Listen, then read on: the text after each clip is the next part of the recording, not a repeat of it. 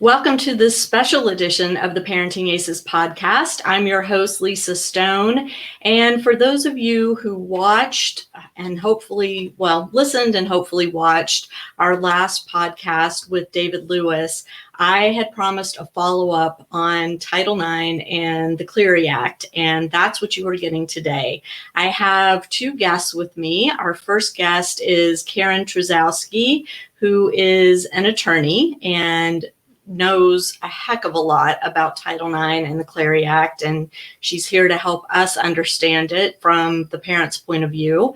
Also with us is Katherine Redmond, who is an activist. She is the founder of the We Lead project, which she started back in 1998, and actually filed the very first Title IX lawsuit against the University of Nebraska regarding a rape that happened there. And so both of these women have extensive experience and extensive knowledge on the remedies available to our kids and to us as parents, not only when they go to college, but also through the K through 12 process, which I didn't even realize some of this stuff existed. So for those of you who are more knowledgeable than me, more power to you. But for the rest of us, I think we're in for a really educational session with both Kathy and Karen. So I'm going to bring them both on the line now.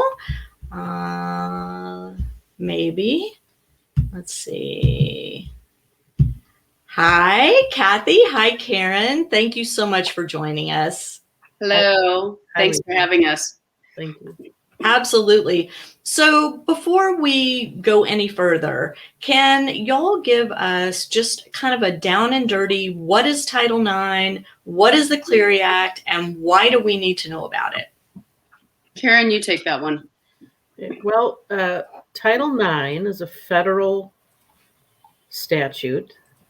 It's very simple. Basically, what Title IX says is that your education should continue without any interference it says based upon your sex, but really in this day and age, I would prefer to say gender.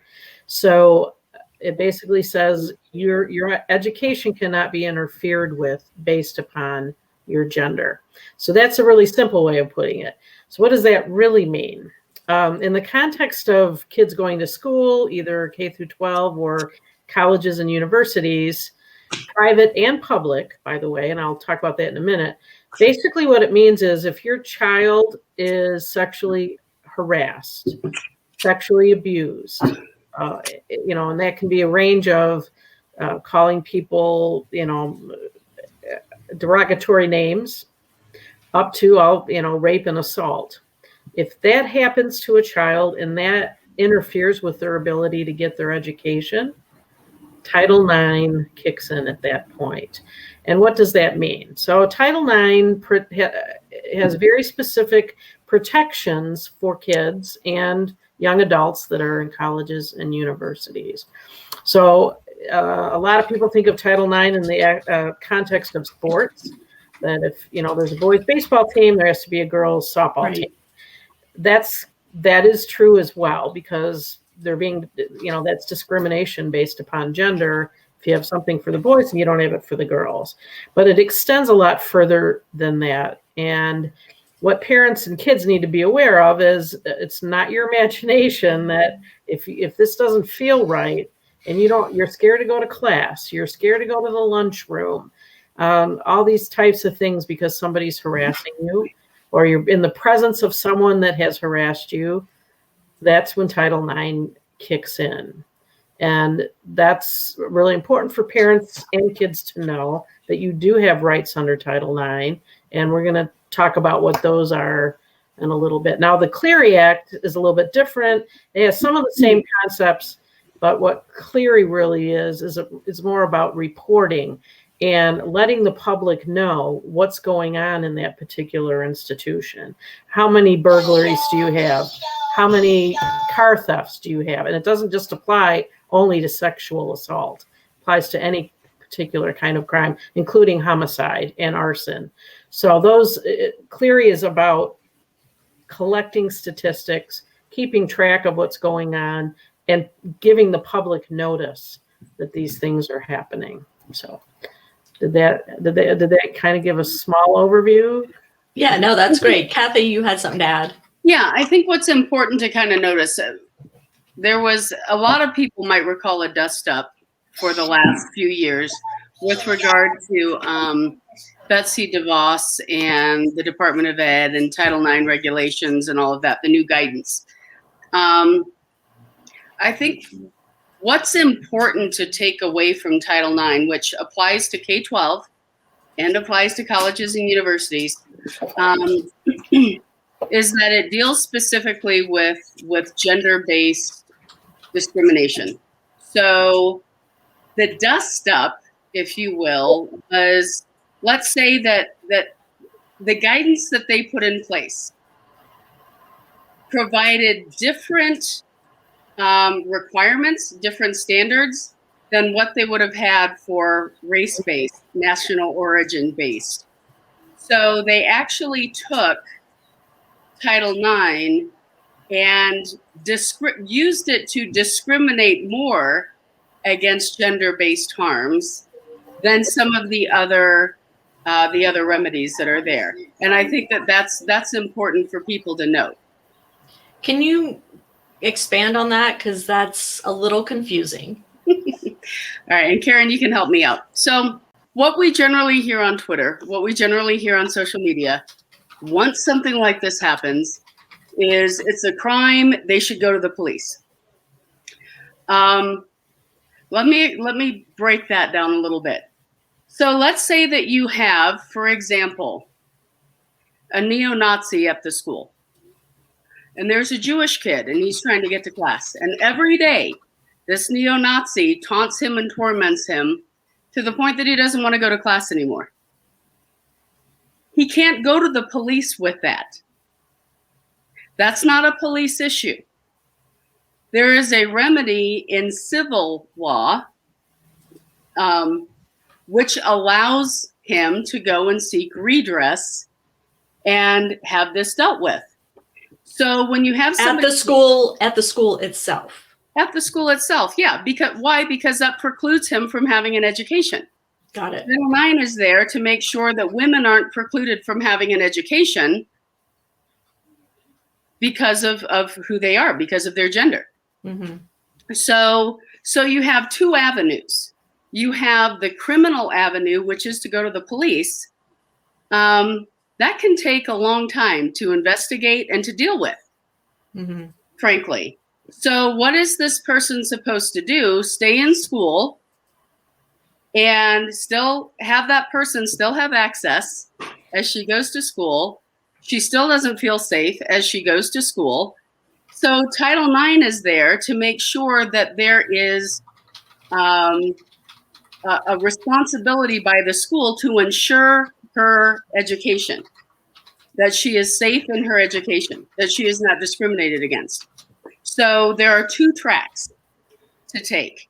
And so whenever people bring that up to me, it's simple. I mean, you can apply it to your workplace.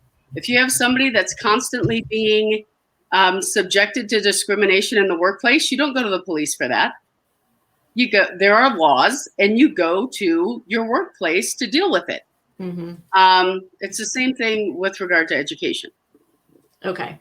So there are, as far as I understand it, on college campuses around the U.S., there are Title IX officers in place on campus for a student to go to file a complaint if something happens, whether it's an assault, whether it's something that keeps them from being able to feel safe going to class. Is that correct? Am I saying that right? Karen? Yes. Under Title IX, every university or school is required to have a Title IX coordinator. And the Title IX coordinator is required to be trained in Title IX. Now, that person may not be the person that's conducting an investigation, but they coordinate those services for the school district or for the university. There's no specific, there's no college degree in Title IX, but there are trainings that school districts can send administrators to teach them about what Title IX requires. And under Title IX, every district and every university is required to have a Title IX coordinator. So every school district K-12 has to have one. Yes, every college university has to have one. Yes, exactly. Now, a district doesn't mean that necessarily there has to be a Title IX coordinator in every building. I mean, you have tiny districts, you have big districts. New York City is a lot different than Podunk, Michigan. So it depends. It's what's reasonable, but typically they have one person that's at the top position. Now, is that the person that you're necessarily required to report to? No, that's not necessarily the person. In K through 12, it's very important under the new rule. Kids can, if they report to anybody that they think is a person in authority, and that can be the lunch lady, for a first grader, like, oh, she's the lunch lady, she's important. Anybody in an elementary school or secondary school, they are considered mandatory reporters as far as, okay, I've got this complaint or allegation from this child. I need to direct them or go to the Title IX coordinator myself. Now, at the university So wait, level, let me stop you 1 second. So I just want to clarify that. So if the child tells a teacher or a staff member at the school that something is happening, that person is required to take that complaint to Title IX, to the coordinator. Yes. Okay. Yes. Not the student, him or herself. The student And is not the parent. And not the parent. They can do that, but they don't have to. So everybody in the K through 12 setting, everyone needs to be trained that if you hear these types of things coming from a young child, you need to report it. You need to tell the Title IX coordinator, the designated person. And the reason for that is, like I said, little kids don't know who, they don't know who's in charge. To them, like the lunch lady might be the most important person, as far as their boss in the school. It's different at university level. Now, the new rule says that they actually have to go and make the complaint with the Title IX coordinator, the Title IX office in the university or college. They who? A student that has a complaint. Okay. They have to report it. There are very much, as far as who's a mandatory reporter at the university level, it's not very many people are. And it used to be that coaches and trainers and people in the athletic department and professors, everybody was a mandatory reporter. Not anymore. When did that change? With the new rule. When the new rule came into place. Which was when? August of 2020. Okay. When the new rule went into effect. It was issued in May of 2020. It went into effect in August of 2020. The new rule says, coaches are not mandatory reporters. Athletic trainers are not mandatory reporters. And the reason, or the reasoning for that was they want, and I'll be quite honest, I don't agree with the reasoning. The reasoning is that we want students and athletes to feel comfortable talking to their coaches and not worry that they're going to report the story that they told, which I don't agree with that. But that was the rationale.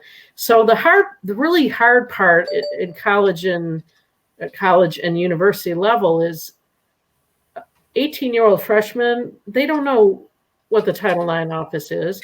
They might get a little training or a little, flyer in their freshman welcome backpack that explains what it is, but they don't read it, they don't pay any attention, and they don't know what it is.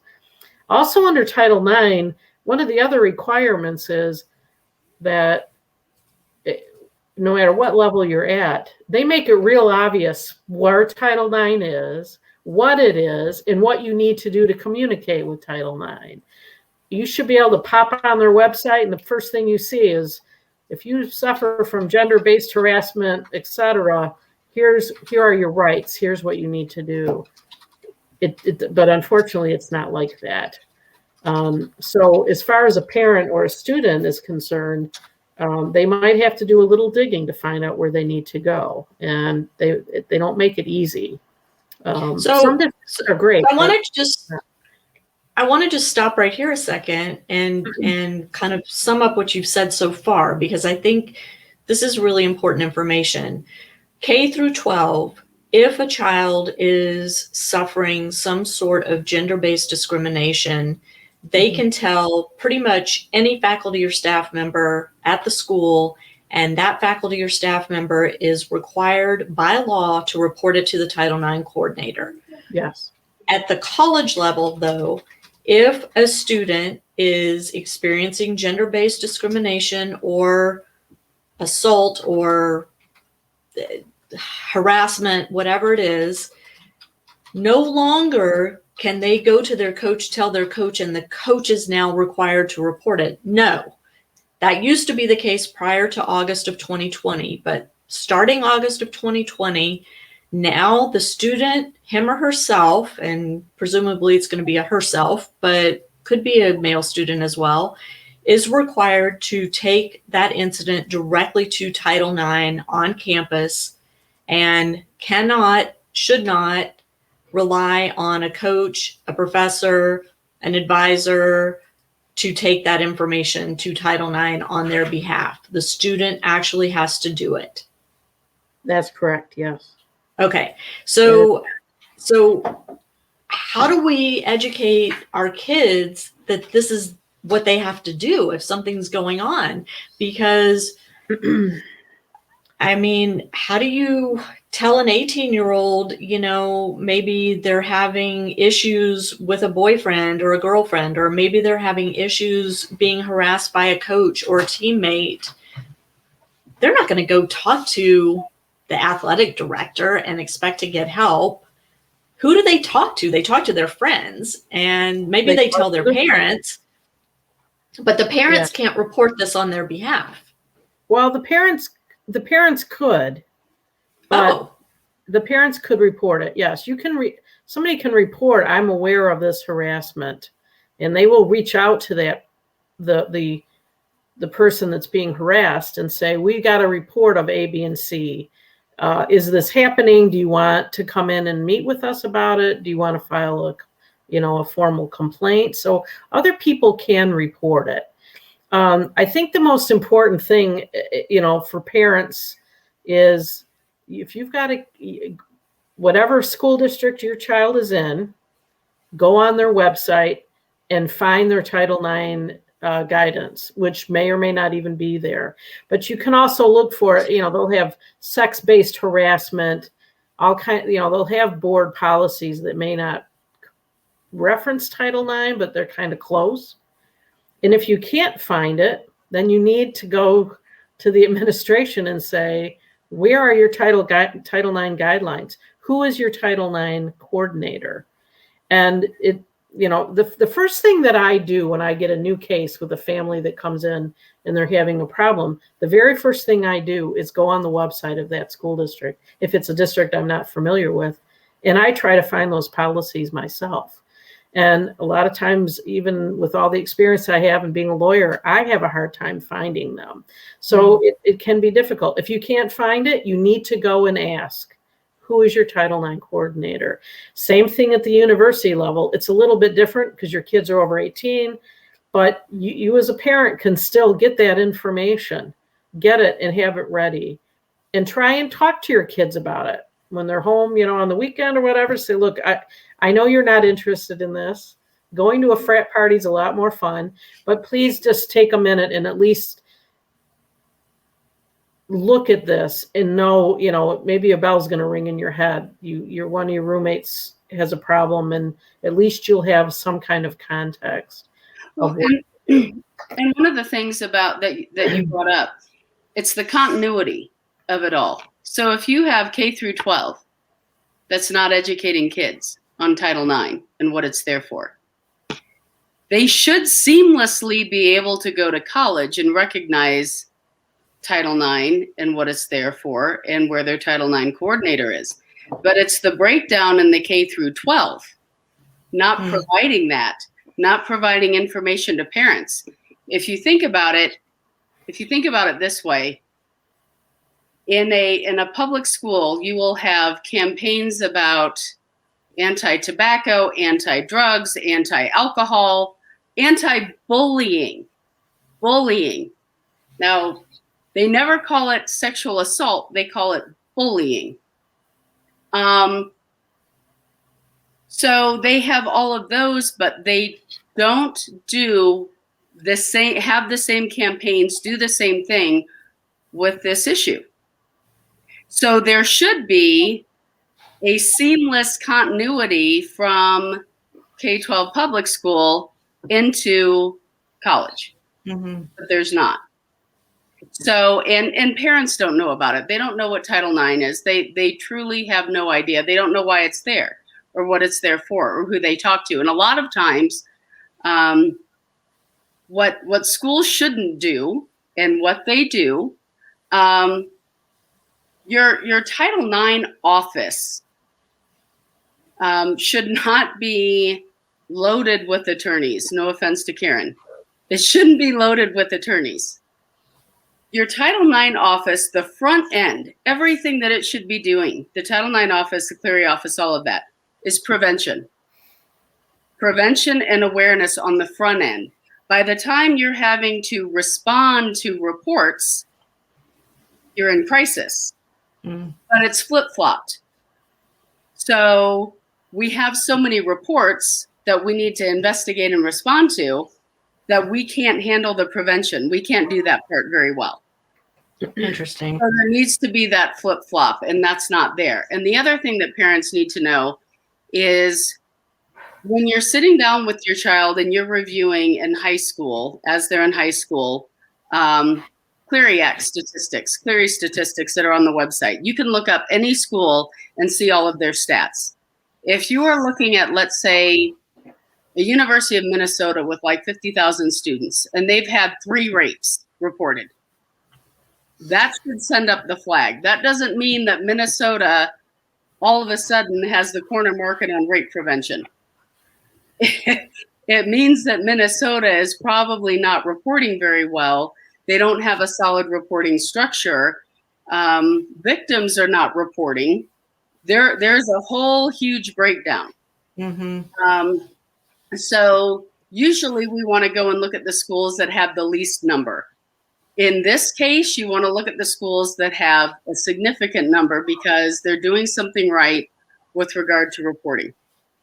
So you're saying that even though a school's reporting low numbers, that just means their reporting system's messed up. It doesn't mean they're necessarily doing a great job at keeping their students safe. Yeah. That's not what you should probably get from that. And I mean, if you think about it, if you look at all of the reports, if you look at all of the research, it's 1 in 5. 1 in 5 women, and it's usually, okay, let me back up. 1 in 5 women will be sexually assaulted. That doesn't even include interpersonal violence. On a college campus, 1 in 5. Right. Usually that happens during what they call the red zone. The red zone is 6 weeks about into their freshman year. You can do all the calculations as to why that would happen. And so basically at that point, that's when most of these are happening. So that's why parents need to be on it. The schools need to be on it. Women that are going to college need to be on it. But here's the thing. The boys need to be on it. Yeah. And one of the things that I caution a lot with regard to parents is they see something in the news. Let's say it's even Kobe Bryant. They see the discussion of what happened in Eagle, Colorado. And they say whatever comes to mind. What they need to recognize is that their daughters are listening to them if they are maligning this victim or questioning the motives or whatever. And their sons are also listening to it and being influenced by what their behavior should be based on how mom and dad are talking about it. And so I think for me, everything that happens in the home on this issue, the boundaries that are set, the discussions that are had, all of those influence whether your child is going to be a victim or a perpetrator. All of it does. A victim, a perpetrator, or somebody who Or is a bystander. Or a bystander. Or an enabler. Right.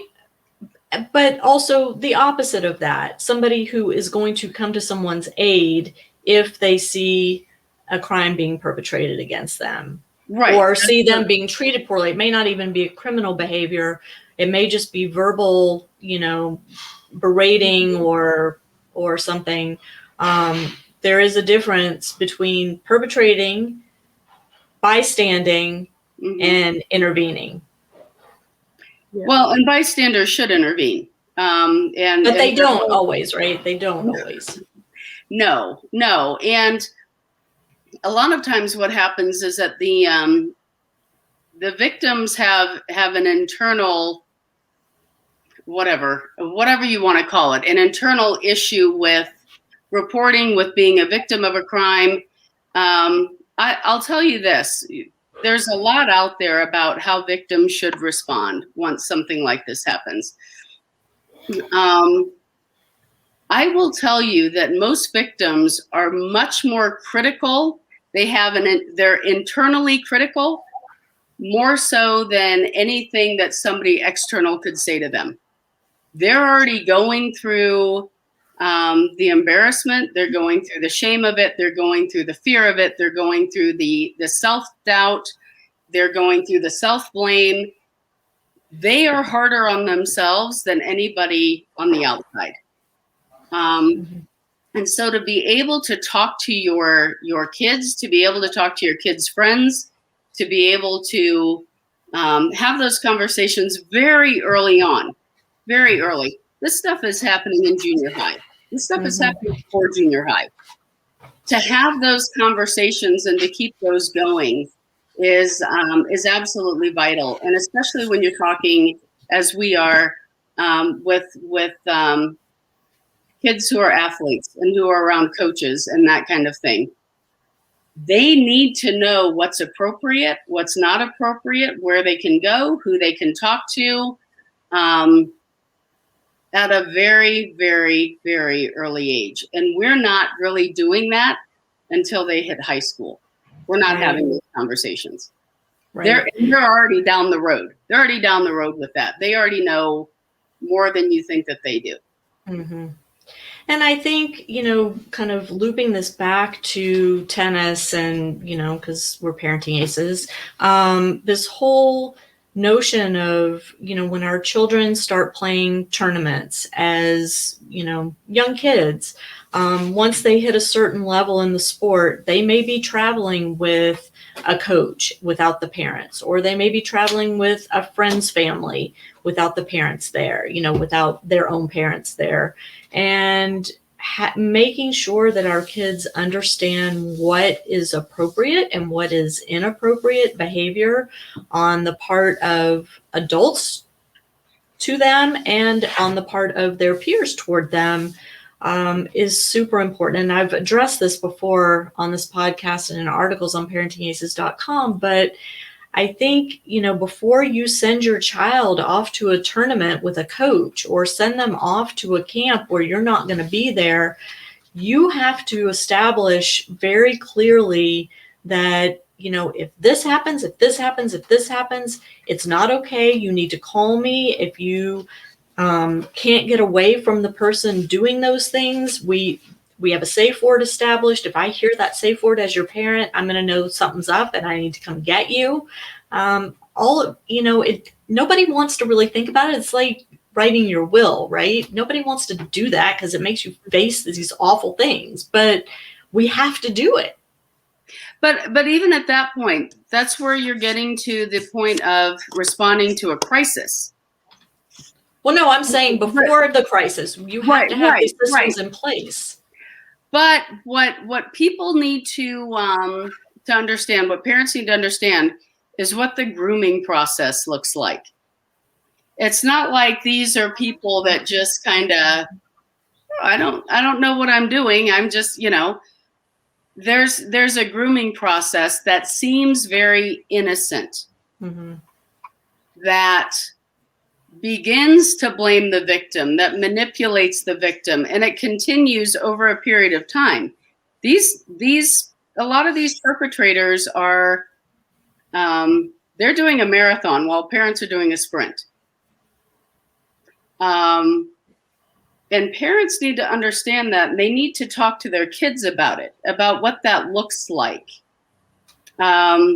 Because even with, in some of the issues that we've seen with coaches, there are the bystanders, there are the people the enablers, those who know that it's happening, and boys will be boys, doesn't matter. It's whatever, that's what they do.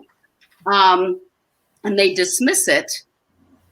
Or, there are the coaches and the trainers that we've seen who, even with parents right there, are grooming their kids.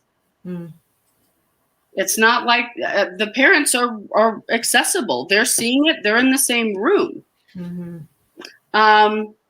So I think we as parents, especially, perpetrators get involved with these kids. And I realize I'm getting into the kids area, but this is really about coaching. The stories of abuse coming out now about coaches in the NCAA, in your public schools. The stories from when I was in high school, even. I remember those stories. We all know the creepy people, the creepy adults in the education system. We know our spidey senses went up. We're told not to trust our gut, though. And school districts usually dismiss it, especially when it's women, as being dramatic or being emotional. And so they don't look into that, and they do protect their own many times. So you can have all the trainings in the world, as we've seen. If you have an internal system within the school, within the institution, that doesn't take this seriously, that dismisses it, that's where we see the problems. And that's where the parents who are watching now, you should call up your school district and say, hey, can you tell me a little bit about Title IX? Who's your coordinator?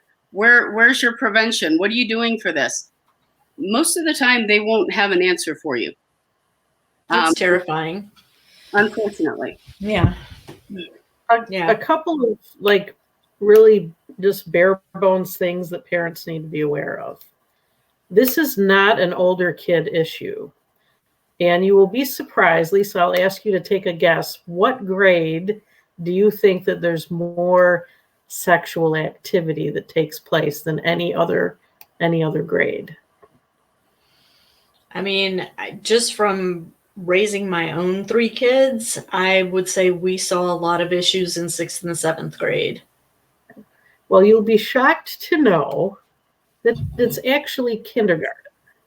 What? So, because kids little kids are exploring, and so there's a lot of sex-based activity that takes place in kindergarten. I know that shocks people, but I'm in education, and any elementary school principal will tell you that there's a lot of stuff going on in kindergarten. But what I'm trying to say is this is not a middle school, junior high, high school, freshman, college issue. It starts with little kids, and it goes all the way up. So parents need to really just, you have to pay attention. And I know that sounds really simplistic, but that's what a lot of it is. Pay attention. Is your kid's behavior changing? Yes, of course, our behavior is going to change, but does your kid become withdrawn? Is he or she acting afraid of a particular person? You have to really watch, especially with little kids. Now, when you're talking about coaches, there's something called moral injury. The moral injury. The moral injury kind of stems from that phrase, stems from when we started learning about people in churches that were abusing kids. And it stems from the very person that's supposed to protect you is the one that's causing the injury. Moral injury, or second wound, they call it. And when those kinds of things happen, a lot of parents they kind of shut down, like that. Oh, that can't be happening. That teacher wouldn't do that. And they aren't comprehending it. And yes, sometimes do people make things up? Of course, but statistically, it's very rare. It doesn't happen that often when kids make things up. So parents just need to pay attention. And if your kids are telling you things, listen to them. Don't blow it off. I've so many parents have told me I didn't believe them at the beginning, and they have great regrets for not believing their kids. But it starts from the bottom and it goes all the way up to universities, and parents just need to be aware and ask questions. And if you don't get answers, keep asking and keep pushing. Don't give up, because if it's happening to you or you have the questions, there's lots of other people out there too that have the same questions, and somebody has to start pushing those buttons. Mm-hmm. And like I said earlier, oftentimes districts don't know what their responsibilities are until somebody like me comes along and says, look, you goofed up here. And that's when they start looking at what the problems are. And hopefully parents will start looking before anything bad happens and try to push their districts to start complying. It's a little bit different at a university level, but kids, and I say kids, students, they can start looking too. They need. It should be part of the recruiting process. Yes, it should be. Yes, it absolutely should be part of the recruiting process. Now, like going back to what Kathy was talking about, it's not just about prevention and telling. And this will sound kind of graphic. We don't need to just be teaching our girls how to not get raped. We need to be teaching our boys why you don't rape girls, and we aren't doing that. That's more, that's a societal issue. But from a practical standpoint, that's what parents need to be talking about. Teach your young men what respect means and what consent means and all of those things. And, we could have a whole other session on consent, and maybe we will at some point. But, Can I ask you both too? I mean, I really want to talk about this whole notion of FERPA that protects our kids when they go to college. And I spoke about this in the podcast with David Lewis. I remember sitting in that meeting and getting the safety information and being told flat out by the university, your student, they don't refer to them as children, your student is now an adult. You are not allowed as the parent to call and get grades from a professor. You're not allowed to call the health center and find out if your child's being treated for something. The onus is on your student to do what they're supposed to do and to communicate with you. And then the unsaid part is, but when tuition comes due, we're going to come to you, mom and dad, to write that check, right? Yeah. It's mind-boggling to me. Universities in particular hide behind FERPA. K through 12, they do it too. My suggestion to parents, if you've got a child that's going off to college, the first thing that you do is you call the university or you go on their website and you find the FERPA release, because they will have one, and you make your child sign it. And you keep the original. And when the university says, I can't disclose that to you, then you can say, I have a signed FERPA release. That sounds pretty simplistic, but a lot of parents aren't even aware of that. Mm-hmm. And then by the time they find out that they can do something like that, or, their child's off in the North Carolina, well, maybe at Christmas you'll sign it when you come home. But that's a very important thing to try. I mean, if your kid's 18, they don't have to do it, obviously, but try to encourage them to do that. And I can speak from that from the other side, because I was a professor, and I know, there were times I was a law professor, and I would have parents calling about law students. And, we would have to say, I'm sorry, I can't disclose that. But if they had a FERPA release, then I could talk to them. So that's one tool that you can use. That doesn't mean that they're not going to still throw it out there. Oh, sorry for, I mean, I hear it all the time, and I know, and it doesn't really apply, but you've got to fight back. And that's the best way to do it, is get your child on board before they're gone, before they put them somewhere. The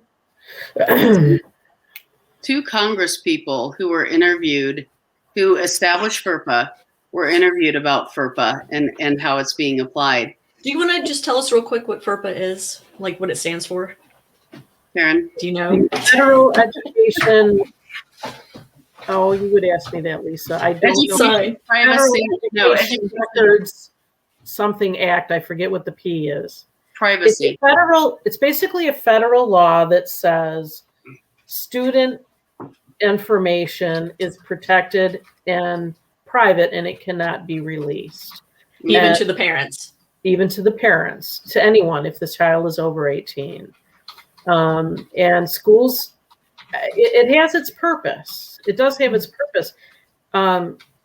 And a lot of it's just privacy. You know, we don't want somebody to find out if this kid's going to a school for safety reasons. There's all kinds of good uses for it, but schools also use it kind of as a weapon, and or to get out of doing things they don't want to do. That's what it is. It's federal law that protects your students' private information. It's the Family Education Rights and Privacy Act, and I looked it up. Thank you. I get a plus on that one. But the Congress people who wrote it said it's not being applied in the spirit that they had written it. And so consider this, and this happens. And Karen has cases where this has happened, where you have guys that have been reported to the Title IX office multiple times. You have basically serial rapists or serial abusers on campus. You can't get that information. So if the victim goes and says, how many people are they doing this to? You can't get the information. If they're still on campus and there are 7 Title IX reports, can't get the information. Wow. So it's not like if you're convicted of a sex crime in society that you are now a registered sex offender. Yeah, no. That does not happen on a college campus. Even if somebody has been reported multiple times, but listen, they should only have to be reported once and it should be available. But even worse, that they can be reported multiple times, and we the public and the other students on campus don't have access to that. So many times, and so many times you could be dealing with a sex offender, with a serial rapist on campus, and you don't know who the other victims are. You don't know anything. You're just the one person going in, and it's tunnel vision. And then that's why when you have these cases such as LSU with the Lewises and all of that, it's, oh my gosh, there's this many. And then you see that the university hasn't responded to any of it. Mm-hmm. Then you get to ask the questions and go, why haven't you responded to any of it? And then it truly becomes a parent's nightmare. And because wouldn't it be amazing if somebody went to the Title IX office to file a complaint against someone who has raped them or assaulted them, and the Title IX office then said, let me put you in touch with the other victims of this assailant. Let me guide you so that you have a support system. But that doesn't exist. That would never fly. Bless you. Yeah. I would love it, but it would never fly, ever. Right. Well, and you have to keep in mind, Lisa, there's the rights of 2 people there that you would be violating, the other victims and the perpetrators. And that's never going to happen. Now, I mean, I have seen, there might be a group of women on a university, and people will say, do you want to be connected to other people, and do you have we give you permit, you give your permission to do that. Mm-hmm. But yeah, I mean, in an ideal world that would be wonderful, but that's not ever going to happen. And I think the important part for your audience, Lisa, is, once they listen to David Lewis's story, I'm sure they had a lot of questions that came from that, as they should. And I think to address what happens in an athletic department, it's no secret that many times football and basketball float the athletic department. I mean, they fund them. They fund all the other teams. Interestingly, that's not generally the case. So you have right now, I think it's 24 athletic department programs that are operating in the black. The rest are in the red. So that comes from tax subsidies. But that being said, usually football and basketball are your top two sports. Mm-hmm. In terms of revenue, you're saying? In terms of revenue, in terms of status, in terms of attention, in terms of expenditure. Mm-hmm. You can tie dollars to all of this. Sure. So what generally happens is a lot of these Olympic sports, including there's a hierarchy in the athletic department of it's a power structure. So you can have a number of victims of sexual assault or of interpersonal violence on, for example, a tennis team. And the coaches, under a lot of pressure to cooperate with the athletic department to not reveal if it's, let's say, a football player who is a perpetrator, a basketball player who is a perpetrator, somebody of status who is a perpetrator. And so what you see is, like, for example, at LSU, I don't believe that they're inept. I don't believe that they're incompetent. I believe that this is the system that was set up.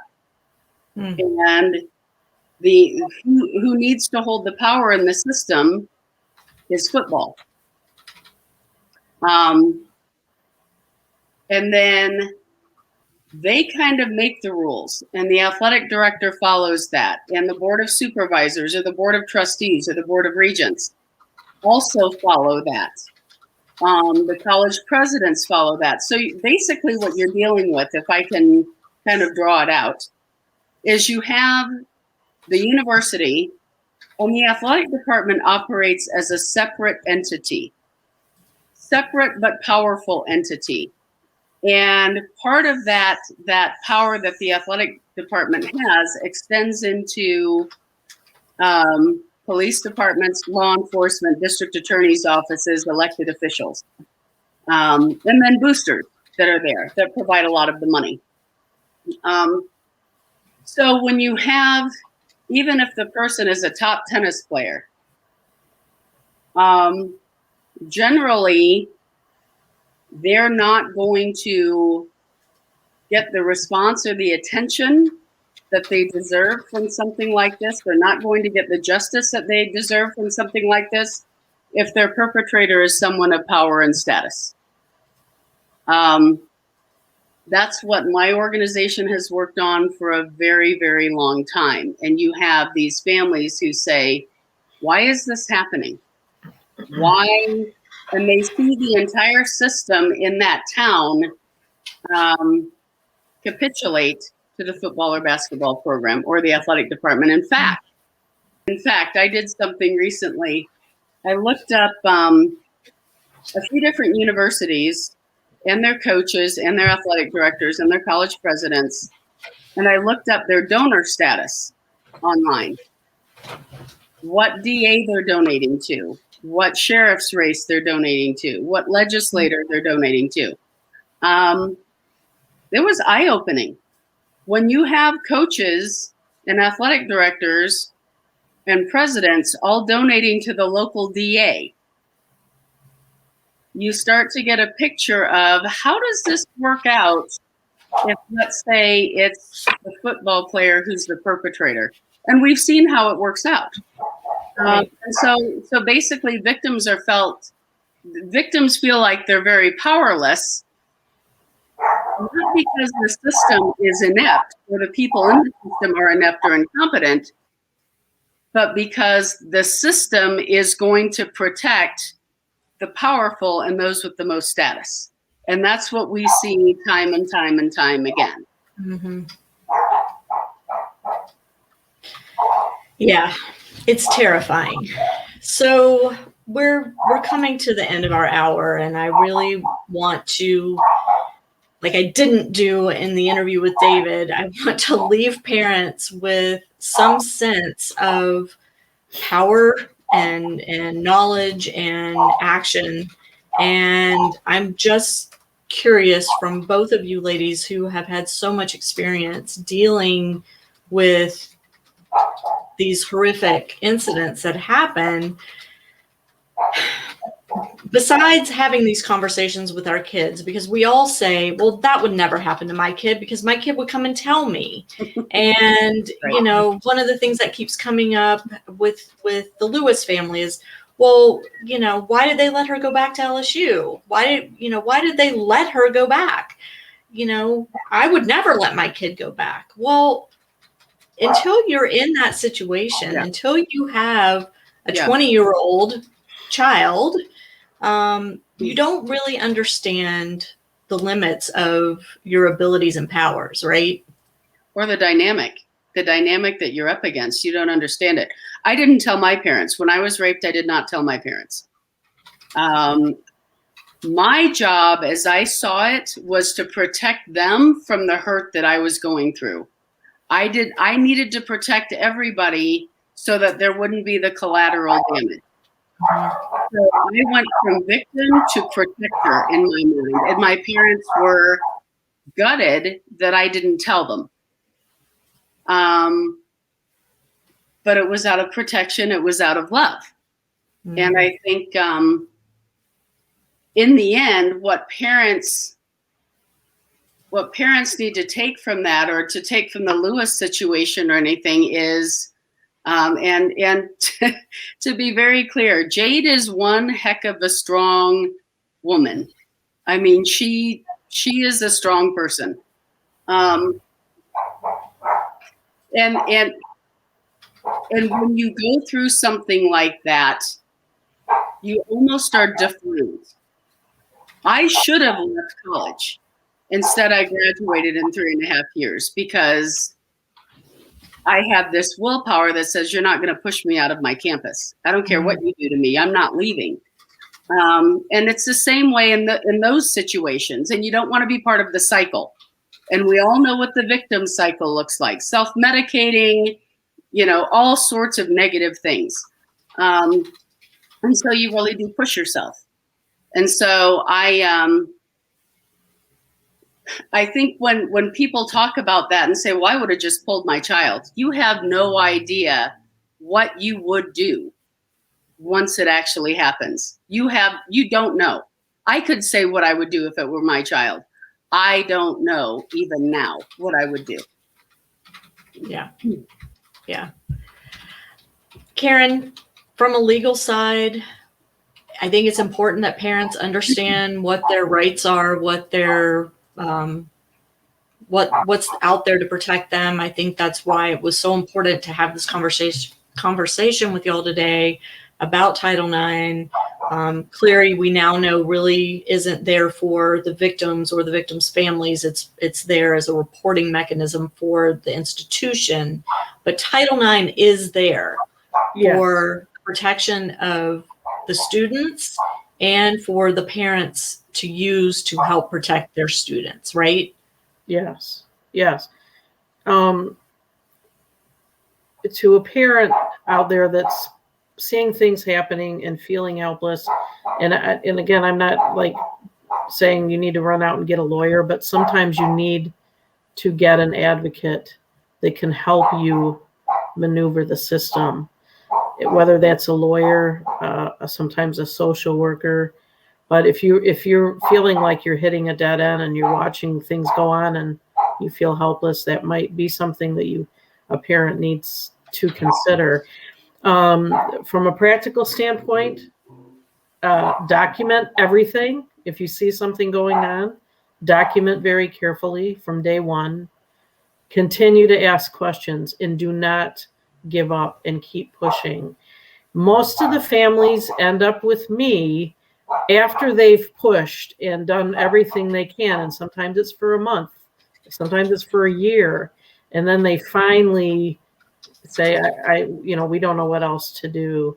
And I sometimes I just want to implore families, don't let it get to that point where you feel so helpless. Like a lot of families give up. A lot of families take their kids out of the school. Now it's a little bit different at the university level, obviously, and you might not be you might not even be close to where your kid's going to school. Mm-hmm. Sometimes you might have to be a pushy parent. And that, that's real easy for me to say. I know that sometimes there isn't a solution. If your child doesn't want to cooperate, sometimes you have to let it play out, which is extraordinarily difficult because as a parent and you have an adult child, there's not a lot you can do. I will say really fast, and this is really important, and I had this in my mind a little bit ago. It's a little bit controversial, so Karen, if you disagree with me, pipe in. But I have often told the victims that I work with that if you have an opportunity to go to a campus resource for counseling, or a campus resource for medical care, or a campus resource for practice. And the reason why is that we have seen at certain institutions the privacy of the victim is non-existent. So your counseling records from the victim could go directly to the University of Attorneys. Those things have happened. Those things do happen. And so for me, I always advise that you use services that are off campus because you are safer that way. They're not part of the system. Karen, do you agree with that? Yes. And yes. I mean, I've had many instances where I've had clients that have gone to university services and their records end up in the hands of the general counsel's office. That does happen. It doesn't mean that some universities don't have, some have great facilities and things to offer. People just have to be very careful about doing that. And a couple of points that I haven't been able to make that I think is important for parents. Title IX does not just apply to public schools and universities. It also applies to private schools and universities. If they get any kind of federal money, Title IX does apply. And that's really important because, you go have a school like Notre Dame or St. Mary's and they'll say, oh, it doesn't apply to us. Yes, it does. And if they get federal student loans, they get $1 of federal money. The condition of getting that money is that you comply with all federal laws, and that's how that works. So I've had many parents come to me and say, well, it's a private school, so I know Title IX doesn't apply there. And I do some digging, and I find out that they get some federal money. So don't give up your rights if you are going to a private school. The other thing is, which is a little controversial with the new rule, is that especially at university levels, if the assault or abuse occurs in an off-campus building or an apartment that is not affiliated with the university or is not a school-sanctioned event, Title IX does not apply.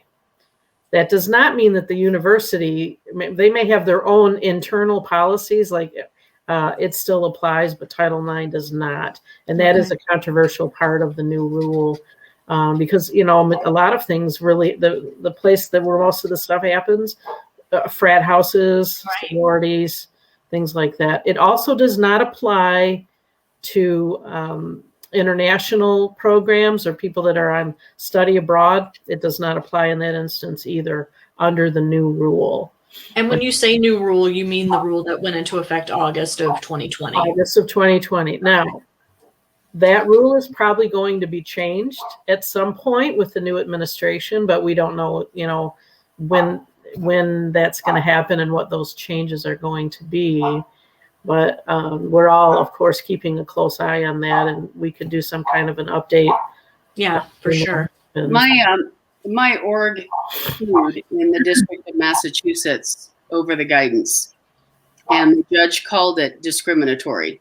So if there are any attorneys out there watching, you can go ahead and pull it from the U.S. Federal Court District of Massachusetts and try to apply it in some of the cases where this guidance might have kicked in.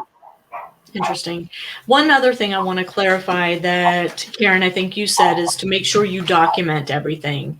Yeah. Documenting, includes taking screenshots, keeping notes.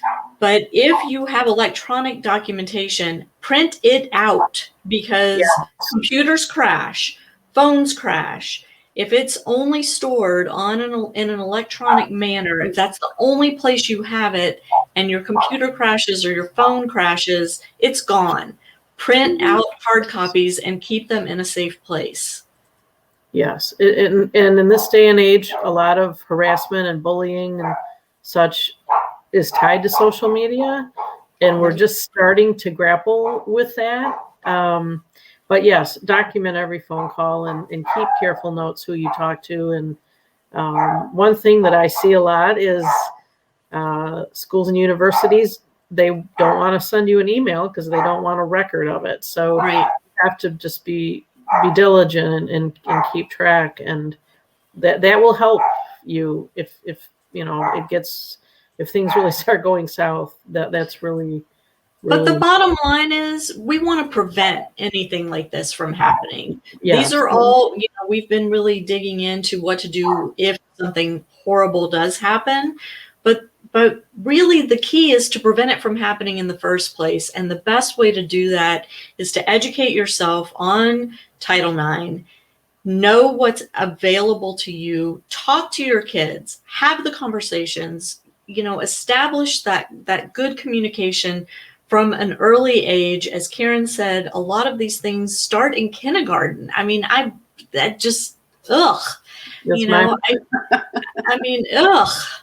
So start having these conversations with your kids. They're not fun conversations. Nobody wants to talk to their kid about inappropriate touching or name calling or bullying or an adult that's supposed to take care of you, not taking care of you, and in fact hurting you. Nobody wants to have those conversations with their 6-year-old, their 10-year-old, even their 18-year-old. It's a horrible conversation to have.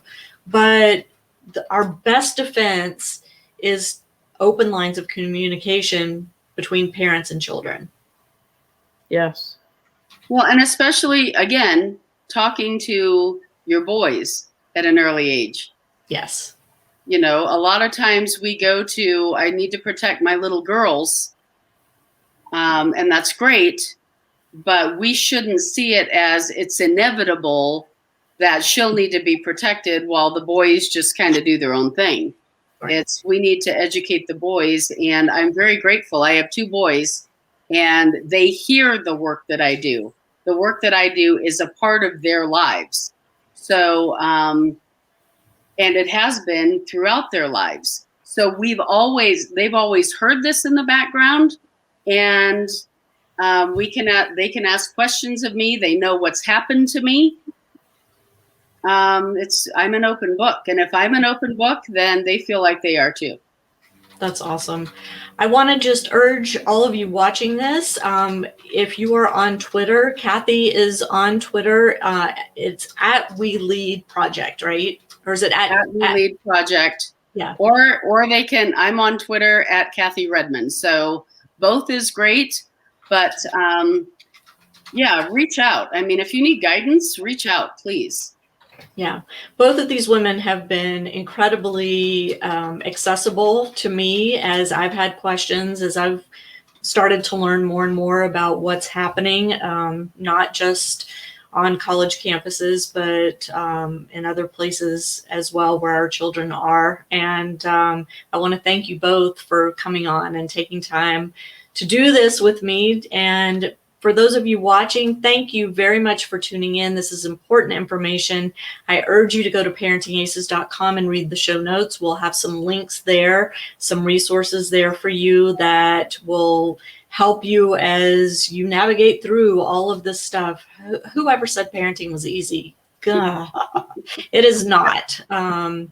But again, thank you both for joining us. And to the viewers, thank you so much for tuning in. We will catch you next time on Parenting Aces.